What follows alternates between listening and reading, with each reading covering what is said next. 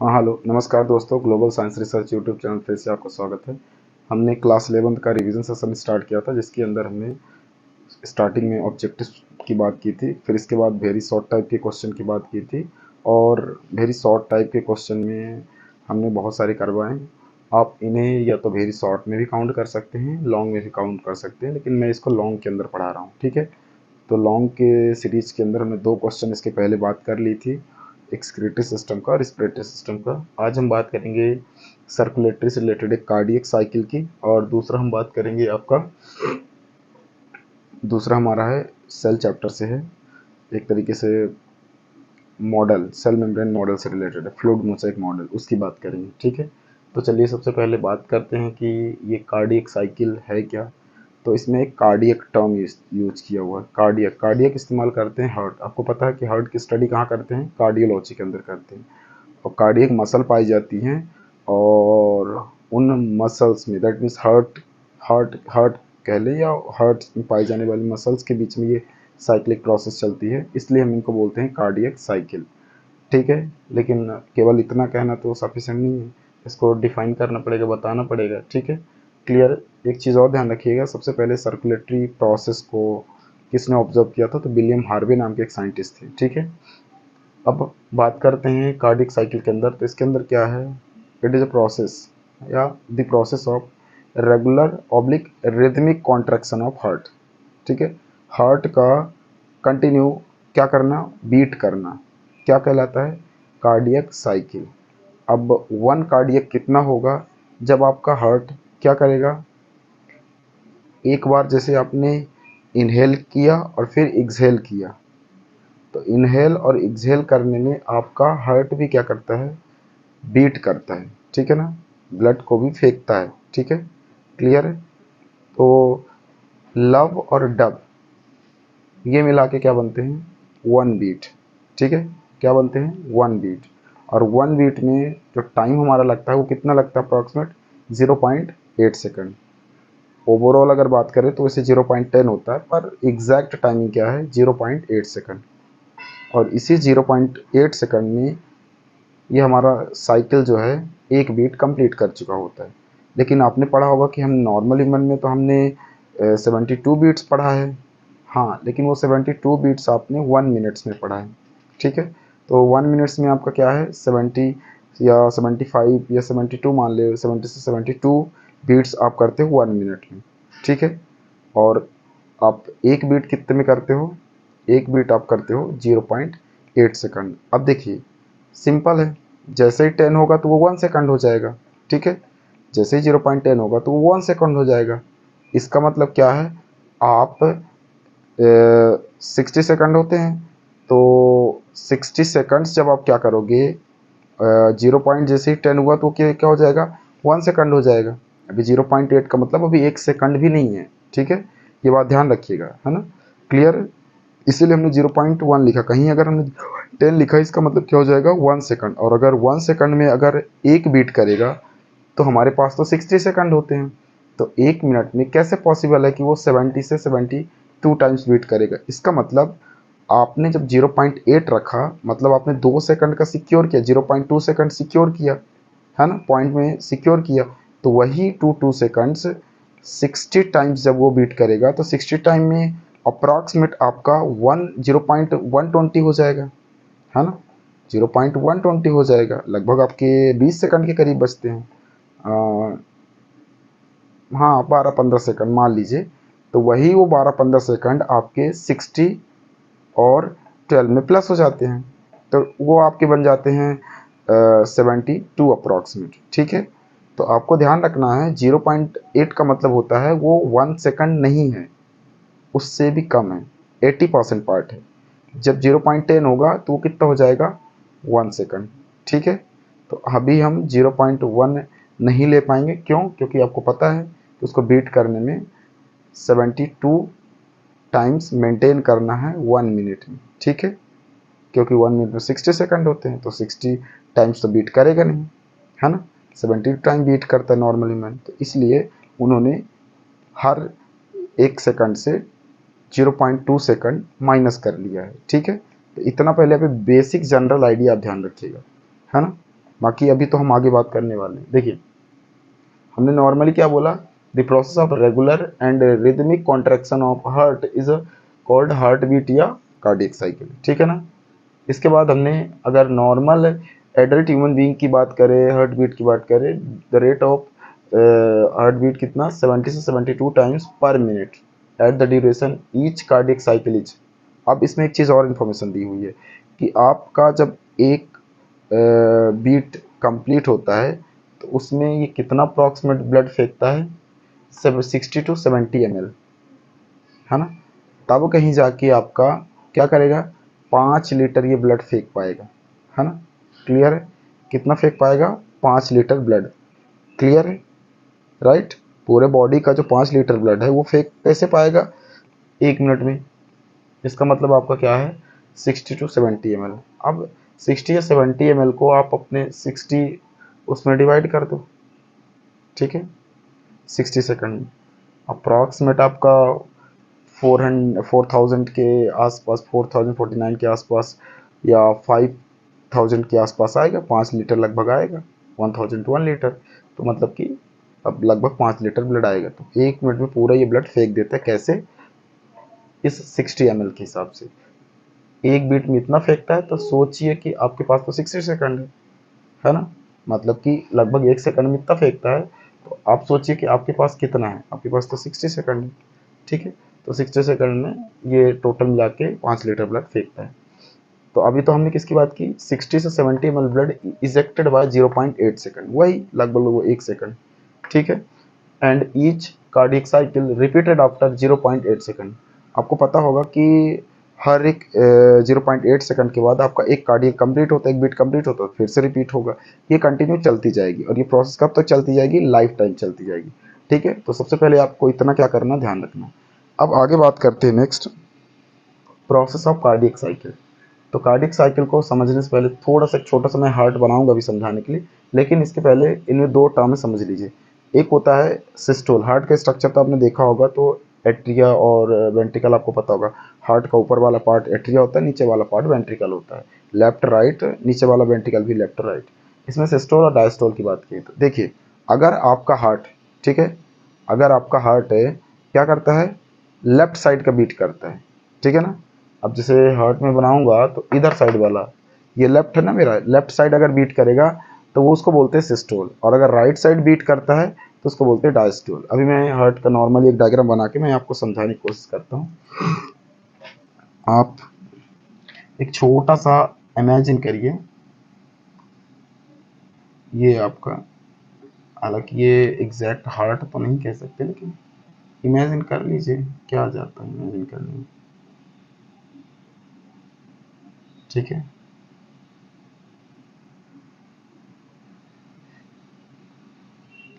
Imagine करने में क्या जाता है ना, समझ लीजिए कि ये हार्ट है।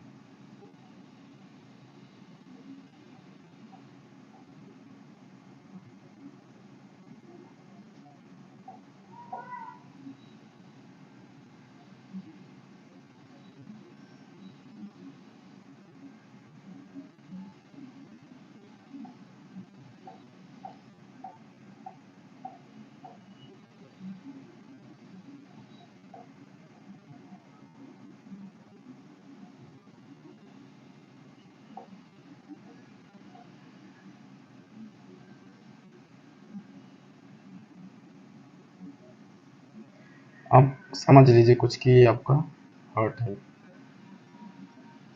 ठीक है।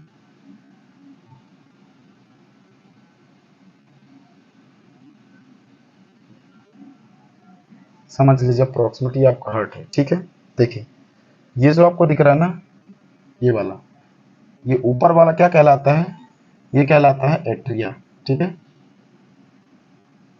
और नीचे वाला क्या कहलाता है आपका, ये नीचे वाला, ये वेंट्रिकल। अब इसमें 4 चैम्बर है, ठीक है ना। ये 1 है, ये 2 है, ये 3 है, ये 4 चैम्बर है, ठीक है। क्लियर है, ये इसको बोलते हैं वेंट्रिकल। इसे एट्रिया या ऑरिकल भी बोल सकते हो, ऑरिकल भी हम बोलते हैं, ठीक है। क्लियर है। अब इसमें एक चीज समझना है, क्या समझना है आपको, 4 चैम्बर है, ये आपने देख लिया प्रॉपर तरीके से। ये आपके एओर्टा से बोलते हैं, एओर्टा। मैं हार्ट नहीं पढ़ा रहा, लेकिन समझाना पड़ेगा ना आपको ये साइकिल। और ये आपका वेना कावा हो गया, ठीक है ना। ये ऊपर वाले सुपीरियर होते हैं, नीचे वाले इंफीरियर होते हैं, ठीक है। इधर आपको पल्मोनरी आर्टरी मिल जाएगी, इधर आपको पल्मोनरी वेन्स मिल जाएगी, ठीक है। इधर आपको क्या मिल जाएगी, पल्मोनरी वेन्स, पल्मोनरी वेन्स, और इधर मिल जाएगी पल्मोनरी आर्टरी, आर्टरी। इसे थोड़ा समझना इसलिए जरूरी है क्योंकि आपको आइडिया नहीं आएगा ऐसे में, ठीक है। अभी वेंट्रिकल है तो ये आपका कैसा हो जाएगा, ये लेफ्ट वाला हो जाएगा और ये राइट वाला। ऊपर वाला राइट एट्रिया और उधर वाला लेफ्ट। अब इसमें समझिए, हमने क्या कहा, 0.10 सेकंड, ठीक है ना, या 0.8 कह लीजिए। अच्छा, एक चीज और ध्यान रखिए, यहाँ पे आपका एसए नोड होता है, एसए नोड, और यहाँ पे ए भी नोड, एट्रिया वेंट्रिकल। ये थोड़ा सा आइडिया ध्यान रखिए। अब देखिए, इसमें हमने कहा 4 चैम्बर, 1 2 3 4। जब ये इस साइड का कॉन्ट्रैक्शन करेगा, इस साइड का बॉक्स, ये क्या कहलाएगा, ये आपका कहलाता है सिस्टोल। इसमें दिया हुआ तो ये समझना है आपको। इधर वाला क्या कहलाएगा, सिस्टोल। इधर वाला जब आपको कॉन्ट्रैक्ट करेगा तो क्या कहलाएगा, इधर वाला सिस्टोल। और इधर वाला जब कॉन्ट्रैक्ट करेगा तो क्या कहलाएगा, डायस्टोल,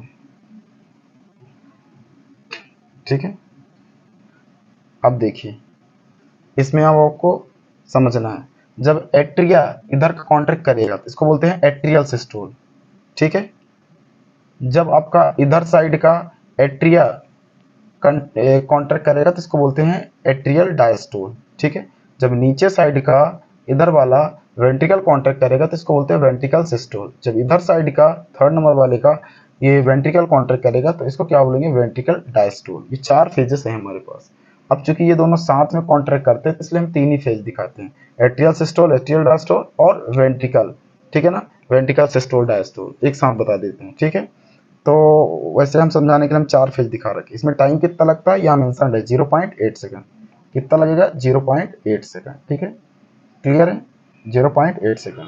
अब इसमें समझिए कैसे कैसे लगता है, ठीक है। क्लियर है। अब देखिए, इसको थोड़ा बॉक्स को मैं मिटा देता हूँ, ठीक है ना। अब इतना तो आपको आइडिया आ गया होगा। क्या आइडिया आ गया होगा कि ये जो एट्रियल सिस्टोल है उसका क्या मतलब है, वेंट्रिकल सिस्टोल का, एट्रियल डायस्टोल का और वेंट्रिकल।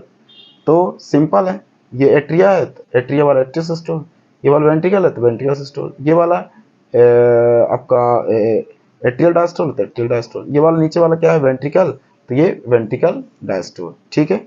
इतना तो आइडिया आपको आ गया होगा। क्लियर है। अब इसमें समझना क्या है, देखिए, सबसे पहले ऊपर से ब्लड आएगा, तो ब्लड आएगा तो ब्लड आने से पहले से खाली होना भी तो जरूरी है, क्योंकि ब्लड उसके पहले नीचे आएगा। नीचे से कहाँ से, बॉडी से, इनके रास्ते, कुछ इनके रास्ते, नीचे से बॉडी से क्या होगा, ब्लड आएगा। और जब जहाँ बॉडी से ब्लड को लाते हैं उनको क्या बोलते हैं, वेन्स। तो ये वेन्स हैं जो बॉडी से ब्लड को लाएंगे। अब 2 हैं तो दोनों नहीं है, एक आपको आर्टरी है और एक वेन्स है। तो ध्यान मान लीजिए, अगर ये आपकी वेन्स है तो ये आर्टरी है, या ये आर्टरी है, वेन्स है, कोई भी एक मान लीजिए, ठीक है ना। सब में हर साइड, दोनों साइड, इधर भी ये वेन्स है, इधर भी ये वेन्स है, इधर भी ये वेन्स है, तो इधर आर्टरी है, आर्टरी है, ये आर्टरी। तो इस तरीके से आप ध्यान रखिएगा, ठीक है। अब उसके पहले, ब्लड आने से पहले आपको क्या करना पड़ेगा, ब्लड यहाँ इसको इजेक्ट करना पड़ेगा, ठीक है। तो इजेक्ट करने के लिए सबसे पहले ऊपर वाले कॉन्ट्रैक्ट करेंगे, जिनको बोलते हैं हम एट्रियल सिस्टोल। जब एट्रियल सिस्टोल आपका कॉन्ट्रैक्ट करता है तो क्या क्या क्या कंडीशन होती है, ड्यूरिंग ऑफ एट्रियल सिस्टोलेज 0.1 सेकंड। कितना टाइम लेता है, 0.1 सेकंड। ये आपको समझना है, ठीक है ना। ये आपको मैं बहुत प्रैक्टिकली समझाने की कोशिश कर रहा हूँ, ठीक है। 0.1 सेकंड लगा आपको ये वाला पोर्शन कॉन्ट्रैक्ट करने में, ठीक है। अब एक चीज और ध्यान रखिएगा, जब ये वाला कॉन्ट्रैक्ट करेगा तो आपने ऑब्जर्व किया होगा, ये नीचे वाला जुड़ा तो नीचे वाला भी तो कॉन्ट्रैक्ट करेगा। इस वाली सीरीज वाला फर्स्ट और सेकंड दोनों कॉन्ट्रैक्ट करेंगे, है ना। इस वजह से ये जो 0.1 लगा, इसके बाद जो 0.2 आएगा वो इस बीच में रिपीटेशन हो जाता है, इसलिए 0.2 अब नहीं लिखते हम। जब सेकंड फेज कॉन्ट्रैक्ट करेगा नीचे वाला तो उसको लिखेंगे 0.3 सेकंड। आगे आप देखोगे, है ना, इसमें इसमें वो देखिए 0.3 सेकंड जब वेंट्रिकल सिस्टोल वाला कॉन्ट्रैक्शन करेगा। ठीक है, तो आपको ये बातें समझनी है। तो सबसे पहले ऊपर वाला कॉन्ट्रैक्ट किया ना, ऊपर वाला कॉन्ट्रैक्ट करेगा तो होगा क्या क्या, ये ऊपर वाले कॉन्ट्रैक्ट करने के बाद नीचे वेंट्रिकल में दोनों वेंट्रिकल साइड जो ब्लड है वो ब्लड क्या होंगे, इधर वाला प्योर ब्लड होगा, तो प्योर ब्लड सीधे कहाँ चला जाएगा, यहाँ से घूम के, ये दिख रहा है ना आपको, ये जगह दिख रही है ना, यहाँ से घूम करके ये सीधे कहाँ चला जाएगा, ये आपका वेंस के रास्ते, सॉरी आर्टरी के रास्ते, आर्टरी के रास्ते कहाँ चला जाएगा, आर्टरी के रास्ते चला जाएगा बॉडी में। दूसरा दूसरा आपको पता होगा, दूसरा यहाँ से चला गया, उसके बाद एक तो यहाँ चला गया है ना, और इधर इधर जो ब्लड होगा, इधर तो इम्प्योर ब्लड होगा, तो इधर के कॉन्ट्रैक्ट करने के बाद प्रेशर लगने के बाद इधर का ब्लड कहाँ चला जाएगा, आपका लंग्स में। ठीक है, तो इसीलिए आपको ध्यान क्या रखना है, during of atrial systolic 0.1 second the blood move to the right and left ventricle, right का भी और लेफ्ट का भी, दोनों का क्या कर जाएगा, ट्रेवल कर जाएगा, इधर वाला लंग्स में चला जाएगा और इधर वाला कहाँ चला जाएगा, बॉडी में, क्योंकि इधर वाला प्योर है, इधर वाला इम्प्योर है ना, ये बात ध्यान रखना। ठीक है, through a trivascular due to the contraction of right and left ventricle. अब आपको पता है, ठीक है, क्या पता है आपको, पता ये है कि इधर इधर बाइकस्पिड, इधर ट्राइकस्पिड वॉल्व होते हैं, तो ये ट्राइकस्पिड इधर के रास्ते वो मूव कर रहा है, तो इसलिए इधर ट्राइकस्पिड वॉल्व के थ्रू ये क्या कर जाते हैं, आपके जहां उनको जाना होता है वो वहां चले जाते हैं। ठीक है ना, इसलिए लिखा हुआ through a tri ventricular due to the, tri ventricular आपको पता है। ठीक है ना, क्लियर, ये ध्यान रखिएगा, ये नीचे वाले लेयर को, ये जो वॉल्व है ना, इन्वॉल्व की बात कर रहा है, इन्वॉल्व की। ठीक है ना, ये इधर वॉल्व, इधर इधर तो है नहीं, इधर बाई का स्पीड है, इधर ट्राई का स्पीड है, 1 2 3 3 लेयर, तो ये ट्राई का स्पीड वॉल्व इसके लिए बोला है। ठीक है ना, वेंट्रिकल के लिए, क्लियर है, tri ventricular due to the contraction of right and left atrial. ठीक है ना, ये राइट वाला और लेफ्ट वाला जब दोनों कॉन्ट्रैक्ट करते हैं तो इधर का ब्लड क्या करता है, ये यहाँ से प्रेशर लगता है तो प्रेशर नीचे आता है और यहाँ का ब्लड मूव करता है, इधर साइड का, इधर साइड के रास्ते से कहाँ चला जाएगा, लंग्स में, और इधर साइड से कहाँ चला जाएगा, बॉडी में। ठीक है, क्लियर, हमने इधर बना नहीं रखा, नहीं तो आपको आइडिया थोड़ा सा आ जाता। देखिए अगर आप लंग्स का भी इसी में ऐड करना चाहते हो, ये मान लीजिए आपका लंग्स है। ठीक है,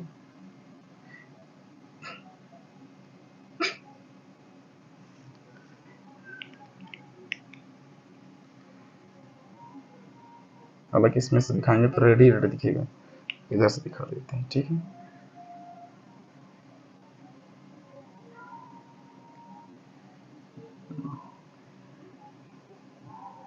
ये ठीक है, क्लियर।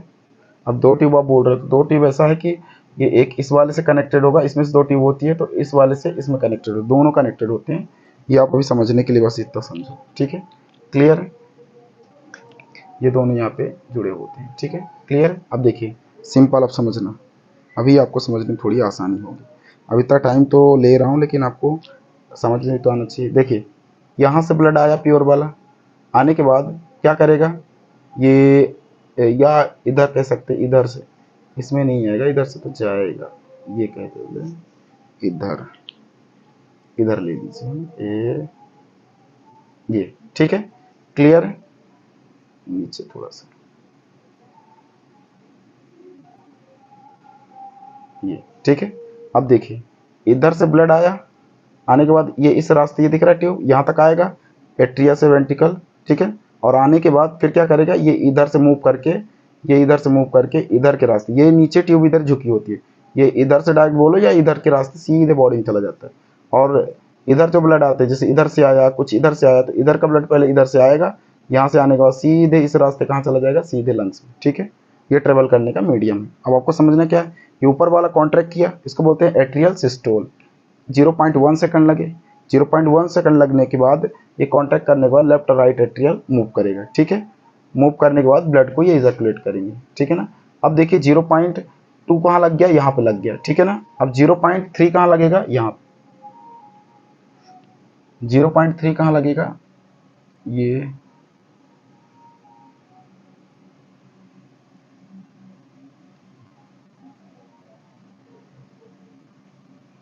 0.3, ये 0.3 किस में लग रहा है, नीचे वाले में। अब ये कॉन्ट्रैक्ट करेगा, जब ये कॉन्ट्रैक्ट करता है तो इसको क्या बोलते हैं, वेंट्रिकुलर सिस्टोल। वेंट्रिकुलर है और नीचे वाला है चूंकि इस साइड का है तो इस साइड का सारे सिस्टोल होंगे, इसलिए इसको बोलते हैं वेंट्रिकुलर सिस्टोल। इसमें होता क्या है, it's a last for 0.3 second. इसमें टाइम जो लगता है कितना है, 0.3 सेकंड लगता है। And there are contraction in both the ventricle, the impure blood enters into the pulmonary arteries, blood reach to the lungs for oxygenated blood of left ventricle to the send to different part। अब देखिए क्या बोल रहा है, ये वाला जब contract करेगा तो अब आपको पता है कि इसके कॉन्ट्रैक्ट करते ही इसके बाद 0.4 सेकंड आएगा, तो ये और ये साथ में कॉन्ट्रैक्ट करते हैं, इसलिए इनका रिपीटेशन इनके साथ, इनका रिपीटेशन इनके साथ होगा। तो जो 0.4 सेकंड है वो इस बीच में लगेगा। ये जो बीच में चैम्बर दिख रही है इनको फाइबर बोलते हैं, पुरकिंजे फाइबर या बंडल ऑफ हिज बोलते हैं, इन्हीं के थ्रू, वायर के थ्रू करंट जाता है। अब इसमें ध्यान रखिएगा, यहाँ पे 0.4 लग गया, तो इस वाले में कितना लगेगा, 0.5। क्या लगेगा, 0.5। इसमें क्या लगेगा, इसमें लगेगा 0.5। थोड़ा छोटा है, आपको उसमें हो सकता दिख रहा हो, नहीं दिख रहा हो, लेकिन मैनेज कर लीजिएगा। 0.5 और 0.7, ठीक है। अब देखिए इसके बाद जब ये कॉन्ट्रैक्ट करेगा तो कॉन्ट्रैक्ट करने के बाद ये कॉन्ट्रैक्ट करते इसमें 0.4 रिपीट हो जाएगा, ठीक है, क्लियर। ये बात ध्यान रखिएगा। जब ये इसके साथ कॉन्ट्रैक्ट करेगा तो यहाँ 0.6 रिपीट हो जाएगा, जब ये कॉन्ट्रैक्ट करेगा तो इसके साथ यहाँ पे 0.8 रिपीट हो जाएगा। तो बीच बीच में एक अल्टरनेट करके, तो इसको आप ध्यान रखिएगा, राइट। अब इसमें ध्यान क्या रखना है, अभी तो वेंट्रिकुलर का हो गया। वेंट्रिकुलर में जैसे ये कॉन्ट्रैक्ट किया तो कॉन्ट्रैक्ट करने के बाद यहाँ का ब्लड, यहाँ इम्प्योर ब्लड है चूंकि वेंट्रिकल में, तो यहाँ से मूव करके ब्लड प्योर होने के लिए कहाँ चला जाएगा, लंग्स में। ये लिखा हुआ है ना, the impure blood इंटर्स into the pulmonary arteries. अब आपको पता है कि जो यहाँ से क्या करे, यहाँ से जो ब्लड को छोड़ता है, ठीक है ना, ब्लड को छोड़ता है वो क्या कहलाता है, आर्टरी। जो ब्लड को लेके आता है हार्ट में वो क्या कहलाता है, वेन्स।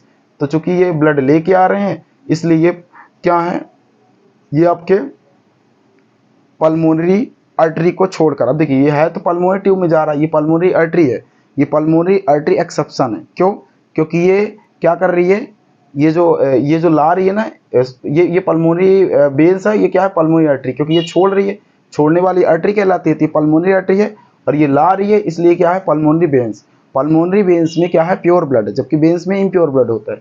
आर्टरी में जबकि प्योर ब्लड होता है, केवल यही एकमात्र आर्टरी है जो क्या कहलाती है, ये इम्प्योर ब्लड को सर्कुलेट कर रही है। तो ये वेन्स आर्टरी होते हुए इम्प्योर ब्लड, ये वेन्स होते हुए क्या है, आपकी प्योर ब्लड। तो ये थोड़ा एक्सेप्शनल केस है, ये कंसेप्ट के हिसाब से गलत है। बाकी ये आपको दिख रहा होगा कि ये प्योर ला रही है, ये इम्प्योर लेके जा रही है। तो कंसेप्ट क्या कहता है, जो हार्ट से लेके जाएगा वो आर्टरी होगा, जो लेके आएगा वो वेन्स होगा। तो कंसेप्ट के हिसाब से ये ला रही है इसलिए क्या है, वेन्स है, और ये लेके जा रही है इसलिए आर्टरी है। अब प्योर लेके जा रही है, इम्प्योर लेके जा रही है, डजंट मैटर। ये इम्प्योर लेके जा रही है, पर लेके जा रही है इसलिए आर्टरी है, हार्ट को छोड़ रही है इसलिए आर्टरी है। तो इसको क्या बोलते हैं, इसको बोलते हैं पल्मोनरी आर्टरी। यहाँ ये लिखा हुआ है, ठीक है ना, पल्मोनरी इसको आर्टरी बोलते हैं क्योंकि ये छोड़ रही है, और इसको बोलते हैं पल्मोनरी वेन्स, ठीक है ना।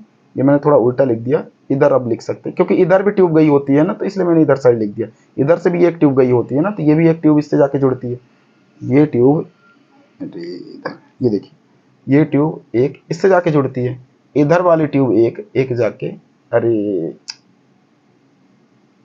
इधर वाली ट्यूब रेड वाली मान लीजिए, ये रेड वाली, ये इधर जाके जुड़ती है, ठीक है ना, इधर, ये इधर यहाँ से। तो इसलिए दो ट्यूब जुड़ी होती है ना, तो आप इधर लिख दिया तो कोई दिक्कत नहीं है, ठीक है ना, क्लियर है ना। तो ये बात आपको क्या करनी है, ध्यान रखनी है, ठीक है। अब इसके बाद आपको समझना क्या है, मेन कंसेप्ट, इसके कॉन्ट्रैक्ट करते हुए ब्लड कहाँ मूव किया ये तो दिख रहा है, लेकिन आपको कार्डियक साइकिल में कॉन्ट्रैक्शन समझना है, ठीक है ना। इसको कॉन्ट्रैक्ट करते 0.3 के नीचे वाला कॉन्ट्रैक्ट करेगा, ये रिपीट होगा, 0.4 यहाँ लग जाएगा। अब क्या है नेक्स्ट, ये वाला, तो देखिए ये वाला आप नीचे वाले स्टेप में दिया क्योंकि इसके बाद फिर से ऊपर से कॉन्ट्रैक्शन स्टार्ट किया है, जिसमें क्या लिखा है, एट्रियल डायस्टोल, क्योंकि अब इधर साइड वाला है, राइट साइड वाला है। तो राइट साइड वाले में अब आप अगर देखोगे तो आप नीचे से लेना चाहते हो, अगर सीरीज वाइज कॉन्ट्रैक्शन देखना चाहते हो तो इधर से देख लो, और अगर वैसे ही देखना चाहते हो इसके हिसाब से तो ये 0.7 है। हम थोड़ा नीचे से ही देखना चाहते हैं क्योंकि डायग्रामेटिकल देख रहे हैं, तो डायग्रामेटिकल में फिर ये वाला लेना पड़ेगा। इसे बोलते हैं वेंट्रिकल डायस्टोल। ये वेंट्रिकल, इसके कॉन्ट्रैक्ट करने के बाद ये कॉन्ट्रैक्ट होगा तुरंत, क्योंकि ऐसे ही चलती है, ऐसे ही चलती है।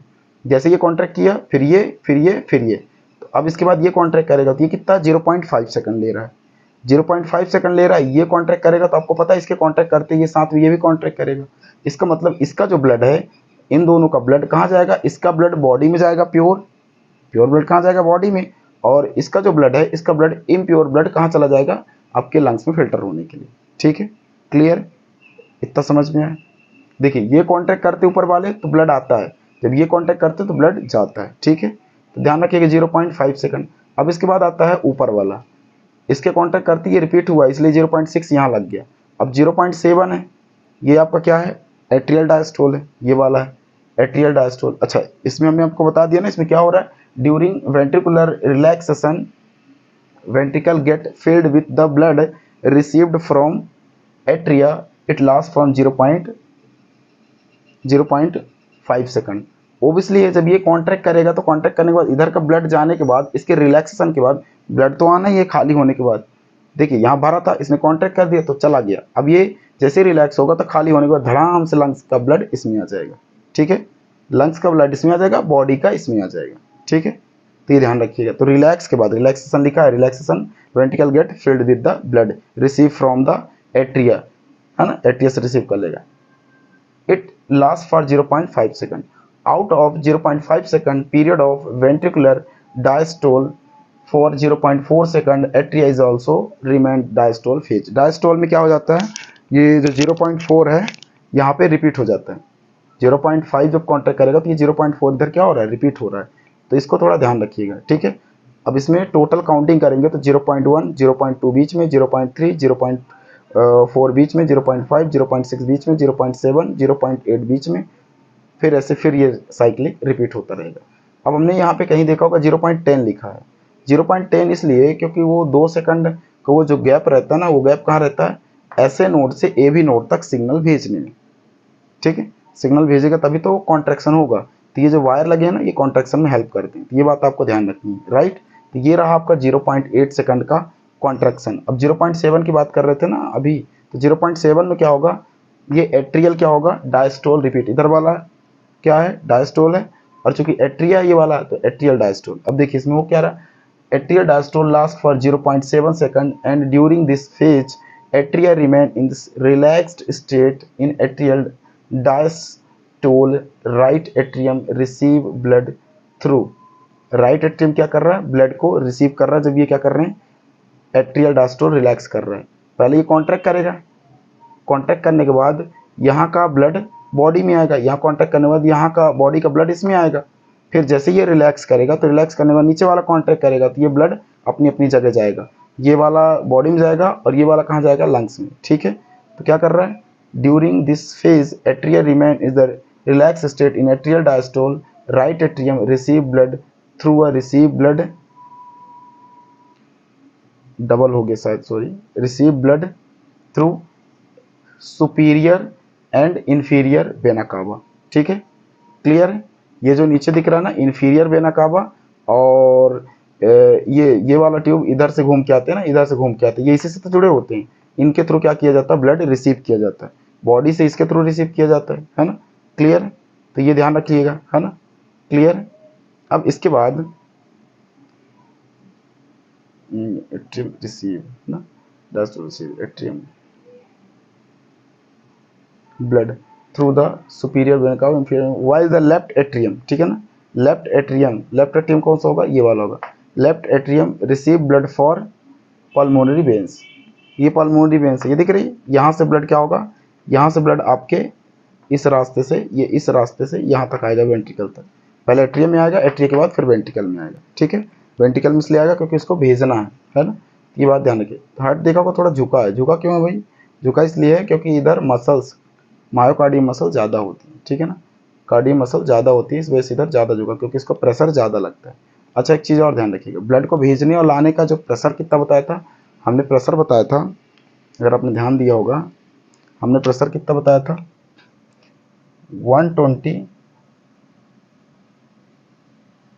120 अपॉन 80 mmHg। ठीक है, क्लियर, मिलीमीटर पर मर्क्यूरी, है ना। ये इसका स्पीड होता है, जाने का स्पीड। यहाँ से ब्लड हार्ट में से बॉडी में जाएगा तो 120, अब आने में थोड़ा सा आराम आराम से आते हैं। इसलिए क्या होता है, इसमें ऑक्सीजन तो बचती नहीं है, एनर्जी तो बचता नहीं, इसलिए आराम आराम से आते हैं। तो उसमें कितना लग जाता है, 80। ठीक है, क्लियर है। उसका प्रेशर है, लगता नहीं, प्रेशर है। ठीक है, क्लियर है। तो इसलिए ध्यान रखिएगा, इसलिए आर्टरी वॉल मोटी होती है जबकि वेंस क्या होती है, पतली होती है। अब इसमें एक चीज़ और ध्यान रखिएगा, क्या, तो ये आपका भाई चारों साइकिल है, 0.8 सेकंड, 0.8 सेकंड लगा। इसका स्पीड क्या है कार्डियक साइकिल में, पहले आपका ये एट्रियल, ये एट्रियल है, ये वेंट्रिकल है। एट्रियल लेफ्ट साइड वाला डायस्टोल है, और राइट साइड वाला, सॉरी लेफ्ट साइड वाला आपका सिस्टोल है, राइट साइड वाला डायस्टोल है। पहले सिस्टोल के साथ होगा तो सिस्टोल में एट्रियल सिस्टोल, फिर ventricle systole, atrial systole, ventricle systole. Atrial systole 0.3, ventricle systole 0. Atrial systole 0.1 और वेंट्रिकल सिस्टोल 0.3। फिर इसके बाद डायस्टोल की बार आती है, तो वेंट्रिकल जो डायस्टोल है, वेंट्रिकल डायस्टोल 0.5 और वेंट्रिकल एट्रियल डायस्टोल 0.7 सेकंड। तो ये पूरा साइकिल है, ये पूरा साइकिल आप ध्यान रखिएगा। क्लियर। वेंट्रिकल डायस्टोल को जॉइंट डायस्टोल भी बोलते हैं। क्यों बोलते हैं, क्योंकि ये दोनों साथ में कॉन्ट्रैक्ट करते हैं। ये करेगा तो ये भी करेगा, ये करेगा तो ये करेगा, इसीलिए इसको क्या बोलते हैं, ventricle diastole, sorry joint diastole. इस बात को आप ध्यान रखिएगा। क्लियर है, राइट। अब आते हैं नेक्स्ट। आई होप इतना क्लियर हो गया होगा। अगर कहीं डाउट है तो 2 बार 3 बार रिमाइंड करके वीडियो देखिए, है ना, मैंने रिपीट कर करके कई बार बोले हैं।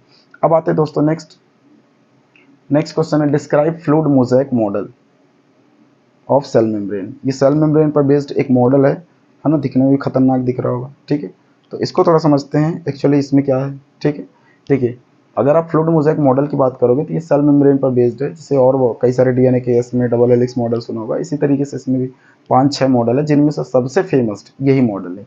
ठीक है, इसके पहले मोनोलेयर, बाई लेयर, और इसके बाद जिनको हम गार्टर गार्नियर, और उसके अलावा ओवरटोन का मॉडल, उसके अलावा आपका एक और मॉडल है सैंडविच मॉडल। ठीक है ना, ये कई सारे मॉडल हैं, उनमें से ये सबसे क्या है, फेमस मॉडल है, जिसे क्या बोलते हैं, सिंगर निकोलसन का मॉडल, या इसे बोलते हैं फ्लूइड मोज़ेक मॉडल। ठीक है ना, ऑफ सेल मेम्ब्रेन। अब इसमें देखिए इंट्रोडक्शन में क्या है, इस this model is proposed by S J. Singer and J F. Nicolson, sorry G Nicolson. इसको सिंगर एंड निकोलसन नाम के साइंटिस्ट, ये सॉन्ग वाला सिंगर नहीं है, ठीक है, ये साइंटिस्ट के नेम है, राइट। तो S J. Singer and G Nicolson ने क्या किया था, इन 1972 में इस मॉडल को प्रपोज किया था। दिस मॉडल इज प्रेजेंट, ठीक है ना, present time mostly widely accepted, है ना, widely accepted model of the cell membrane in the world. पूरे संसार में, वर्ल्ड में, ओवरऑल वर्ल्ड जितने मॉडल दिए गए उनमें से सबसे ये क्या है, अप्लीकेबल है, सबसे ज़्यादा फेमस मॉडल है, इसको सबसे ज़्यादा अप्रूव भी किया था। ठीक है, क्लियर। इसके बाद इसमें ध्यान रखिएगा, this model is known as, इस मॉडल को और किस नाम से जानते हैं, तो ये सबसे फेमस कोटेशन इस्तेमाल किया जाता है, protein iceberg in the sea of lipid. इसी को डिस्क्राइब किया गया है। इसका क्या मतलब है, इन्होंने कहा कि protein iceberg in the sea of lipid. मान लीजिए कि लिपिड से भरा हुआ एक सी है, हमारे सेल मेम्ब्रेन कहा गया है, बाई लेयर लिपिड है, तो लिपिड से भरा एक सेल मेम्ब्रेन है जिसमें प्रोटीन के पार्टिकल्स ऐसे क्या हो रहे हैं, तैर रहे हैं।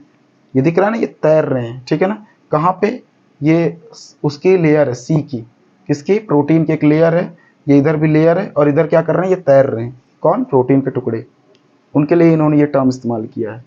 इस मॉडल में कहा क्या गया है, this model according to fluid mosaic model क्या बोला गया है, इसके अंदर सिंपल बोला है, सेल मेम्ब्रेन 2 लेयर लिपिड से मिलकर बनी है, जिसको हम फॉस्फोलिपिड भी बोलते हैं। ठीक है, एक फ्लूइडी फॉर्म में है, फ्लूइडी नेचर है इसका, जो क्या कर सकती है, मूव कर सकती है, प्रोटीन अपनी पोजीशन मॉलिक्यूल्स के इंटर करती है, चेंज कर सकती है, और उसके बाद फिर से अपनी पोजीशन में शिफ्ट हो सकती है। इसमें ये क्या होती है, एक प्रॉपर्टीज़ होती है, इसी फ्लूइडिटी की वजह से इसको क्या बोलते हैं, फ्लूइड मोज़ेक मॉडल।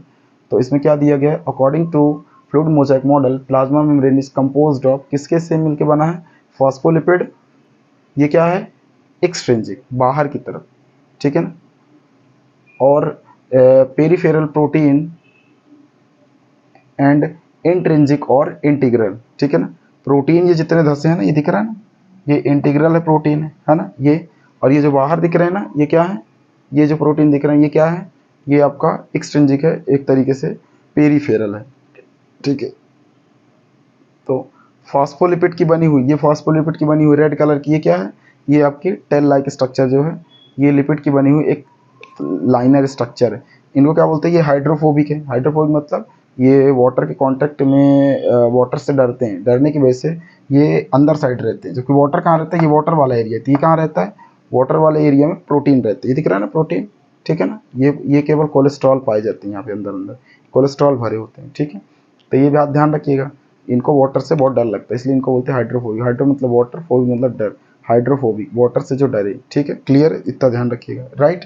अब इसके बाद क्या बोला गया इस मॉडल के अंदर, according to fluid mosaic model plasma membranes composed of phospholipid extrinsic और पेरिफेरल प्रोटीन, इसी को पेरिफेरल प्रोटीन बोलते हैं, एक्सट्रिंसिक को, एंड इंट्रिंसिक और इंटीग्रल प्रोटीन।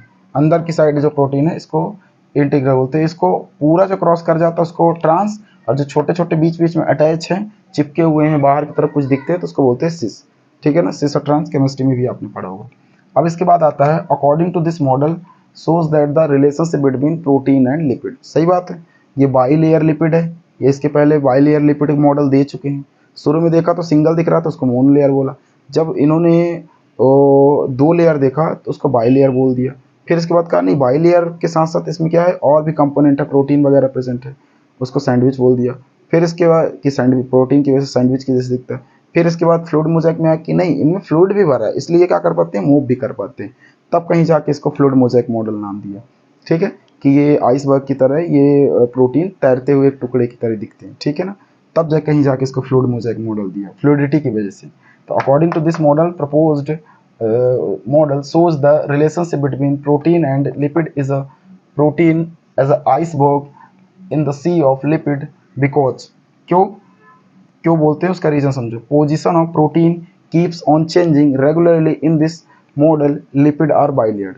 ये बाइलेयर्ड लिपिड दिख रहे हैं, प्रोटीन इसमें क्या करते हैं, जैसे कोई पार्टिकल्स, हालांकि ज़्यादातर पार्टिकल्स प्रोटीन के रास्ते चले जाते हैं, लेकिन मान लीजिए कि सारे मॉलिक्यूल्स इस प्रोटीन के रास्ते तो नहीं आएंगे, कुछ इधर से भी एंटर करने की कोशिश करेंगे। तो यहाँ से एंटर जब करते हैं तो यहाँ के प्रोटीन के मॉलिक्यूल्स एक्सचेंज हो जाते हैं। जैसे ये मान लीजिए ये अपने सेट में है, अब यहाँ से कोई प्रोटीन गया कि क्या करेंगे, दाएं बाएं हो जाएंगे, इधर आप ऊपर नीचे हो जाएंगे, फिर से जाके चिपक जाएंगे, एक तरीके से मैग्नेटिक प्रॉपर्टी जैसे। फिर से ये चिपक जाएंगे, अरेंज हो जाएंगे। रेगुलरली ऐसे ही चलता रहता है, कंटिन्यू चलता रहता है, क्योंकि मॉलिक्यूल्स एक ही बार तो नहीं आते, लगातार आते जाते रहते हैं हमारे पूरे सेल में, सेल मेम्ब्रेन के अंदर, ठीक है। तो इसलिए इसको ध्यान रखिएगा, पोजीशन चेंज करने की वजह से इसको क्या बोलते हैं, एक तरीके से फ्लूइड वगैरह, फ्लूइडिटी की वजह से ये मॉलिक्यूल्स का एक्सचेंज हो पाता है, इसलिए इसको सेमी परमिएबल मेम्ब्रेन भी बोलते हैं, है ना, सेल मेम्ब्रेन को। अच्छा, इसमें एक चीज़ और ध्यान रखिएगा, बाइलेयर्ड लिपिड है, this model is are present, कैसा बाइलेयर्ड लिपिड है, सही बात है, इधर एक और दूसरा इधर। बाइलेयर्ड के साथ साथ प्रोटीन के मॉलिक्यूल्स भी दो लेयर में प्रेजेंट है। उसके बाद इसका जो नेचर है फ्लूइडिटी, ये तो पहले ही बता दिया। साथ ही साथ एक चीज़ और ध्यान रखिएगा, इसमें क्या इनके फंक्शन क्या हैं। फंक्शन की बात किया तो the fluid nature of the membrane is important for the function for life. क्या क्या कर सकते हैं, सेल की ग्रोथ कर सकते हैं, ओबियसली जब एक्सचेंज होगा मॉलिक्यूल तो ग्रोथ करने में हेल्प करते ही करते हैं। फॉर्मेशन ऑफ इंटरसेलुलर जंक्शन, सही बात है, एक सेल का दूसरे सेल के बीच में सेल मेम्ब्रेन, या सेल मेम्ब्रेन ही कह सकते हैं, सेल मेम्ब्रेन ही क्या करता है, एक दूसरे से इंटर रिलेशन बनाता है। जैसे एक सेल है, इससे दूसरी सेल अटैच होगी तो सेल मेम्ब्रेन से ही अटैच होगी, इसलिए क्या बोला है कि फॉर्मेशन ऑफ इंटरसेलुलर जंक्शन, ठीक है ना, दो सेल के बीच का जंक्शन बनाने का, जॉइंट बनाने का काम करता है। एंड सिक्रीशन, सिक्रीशन का भी काम करता है, जो भी मॉलिक्यूल्स वगैरह हैं उसको एक सेल से दूसरे सेल में। एंडोसाइटोसिस, सेल सेल लिविंग, ठीक है ना, सेल लिविंग के अंदर, दिख रहा है, सेल लिविंग के अंदर एंडोसाइटोसिस का मतलब होता है, जैसे आपने सेल का स्ट्रक्चर देखा है, यहाँ पे बीच बीच में से फोल्डिंग होती है, बीच बीच में क्या होती है, फोल्डिंग। उन्हीं फोल्डिंग के थ्रू जब कोई पार्टिकल्स क्या करता है, अंदर एंट्री करता है, तो उसको क्या करना, अंदर ही, एंडो मतलब अंदर साइड, साइटोसिस मतलब उसे डिस्ट्रॉय करना, नष्ट करना। तो अंदर ही उस स्पीसीज को, उस मॉलिक्यूल्स को, उसको क्या करना, उसे तोड़ना, ब्रेक डाउन करना, डिस्ट्रॉय करना, क्या कहलाता है, एंडोसाइटोसिस, ठीक है। तो आई होप ये मॉडल आपको समझ में आ गया होगा, इसके स्ट्रक्चर को इन्होंने समझाने की कोशिश की है। इसमें एक चीज़ और ध्यान रखिएगा, क्या, एक चीज़ और ध्यान ये रखिएगा, इनमें स्ट्रक्चर मैंने बता दिया, ये पूरा वाटर वाला एयर एरिया है, इसे पेरिफेरल प्रोटीन बोलते हैं, जो तैर रहे हैं। ये आपका ट्रांस है, ये सिस है। इसके बाद अगर बात करेंगे, इसको हेड बोलते हैं, इसको टेल बोलते हैं। तो हेड किसका बना होता है, फॉस्फोलिपिड का, उधर लिखा, सॉरी, हेड प्रोटीन का बना हुआ होता है और टेल फॉस्फोलिपिड का बना हुआ होता है। इन दोनों जंक्शन को क्या बोलते हैं, हाइड्रोफोबिक बीच वाला एरिया। यहाँ कोलेस्ट्रॉल भरा हुआ, ये लिखा हुआ कोलेस्ट्रॉल। उसके बाद इसको बोलते हैं पेरीफेरल प्रोटीन, या इसे बोलते हैं एक्सट्रिंजिक। इनको बोलते हैं इंटीग्रल या इंट्रिंजिक प्रोटीन। ठीक है, क्लियर है। हाइड्रोफोबिक बता ही दिया। साइटोप्लाज्मिक, प्रोटोप्लाज्म इसको बोलते हैं, क्योंकि ये प्रोटोप्लाज्म ही बीच में है ना। ये सेल मेम्ब्रेन है, ये प्रोटोप्लाज्म है। फिर अंदर आप देखोगे तो अंदर आपको मटेरियल वगैरह ये अंदर, ठीक है। तो ये सेल मेम्ब्रेन हो गया, ये साइटोप्लाज्म हो गया, और अंदर सेल के सेल ऑर्गन्स मिल जाएंगे। ठीक है, तो आई होप ये आपको इतना आपको समझ में आ गया होगा। ये हाइड्रोलाइटिक जोन है। हाइड्रोलाइटिक मतलब जहाँ वाटर, हाइड्रो मतलब वाटर, लाइटिक मतलब जहाँ पे सिग्नल का एक्सचेंज वगैरह होता है, तो हाइड्रोलाइटिक। ठीक है ना। इसे हाइड्रोफिलिक भी जोन बोलते हैं। हाइड्रोफिलिक क्यों बोलते हैं, क्योंकि ये जोन वाटर को लाइक करने वाला है, इसलिए इनको हाइड्रोफिलिक भी बोलते हैं। ये बात ध्यान रखिएगा, राइट, क्लियर है। इनको अगर हाइड्रोफोबिक बोलते हैं तो इनको हाइड्रोफिलिक बोलते हैं, हेड से बनी हुई प्रोटीन को। ठीक है, तो आई होप इतना आपको क्लियर हो गया होगा, राइट। किसके अंदर, किस मॉडल के अंदर। ठीक है, इसमें हमने इसको एक्सप्लेन करने के लिए 4 बेसिस ले सकते थे इनको समझाने के लिए। इंट्रिंसिक या पेरीफेरल प्रोटीन, इनकी पोजीशन वगैरह डिस्क्राइब कर सकते हैं, लेकिन हमारे पास इतना जगह भी नहीं है और 5 नंबर में इतना काफ़ी है। उसके बाद है इंट्रिंसिक और आपका इंटीग्रल प्रोटीन और सिस प्रोटीन और ट्रांस प्रोटीन। इनकी पोजीशन के हिसाब से मैंने इनको बता दिया कहाँ कहाँ पे क्या कैसे प्रेजेंट है। ये हाफ पोजीशन पे प्रेजेंट है, कौन, सिस। सिस या जिसे क्या बोलते हो, एक तरीके से एक्सट्रिंसिक। और एक्सट्रिंसिक तो नहीं बोल सकते, इसको सिस ही बोलेंगे। इसको ट्रांस बोलेंगे जो पूरा एकदम across of the body of cell membrane. ठीक है, क्लियर है। एक्सट्रिंसिक मतलब पेरीफेरल मतलब आउटर साइड में ये फ्लोट करते हुए आपको मिल जाएंगे प्रोटीन, उस प्रोटीन के सेगमेंट। और इंट्रिंसिक मतलब अंदर इंटीरियर वाले पोर्शन पे जो जो फ्लूइड वगैरह जैसे कोलेस्ट्रॉल वगैरह है, ये फॉस्फोलिपिड के टेल स्ट्रक्चर है, ये सब सारी चीज़ें पाई जाएंगी। ठीक है, तो आई होप ये दोनों कंसेप्ट आपको समझ में आए होंगे। और अगर आपको कोई डाउट है तो आप कमेंट सेक्शन में इसके क्वेश्चन डाल सकते हैं, हम उसको अगली वीडियो में समझा देंगे। अगर आपको ये पसंद आए तो इसको लाइक ज़रूर करिए और अपने दोस्तों को भेजिए, ताकि उनको भी ये टिपिकल कंसेप्ट ईजिली आप समझ में आ जाए। ठीक है, और अगर कहीं समझने में दिक्कत होती है तो 2 से 3 बार इसे रिपीट करके देखिए। जय हिंद।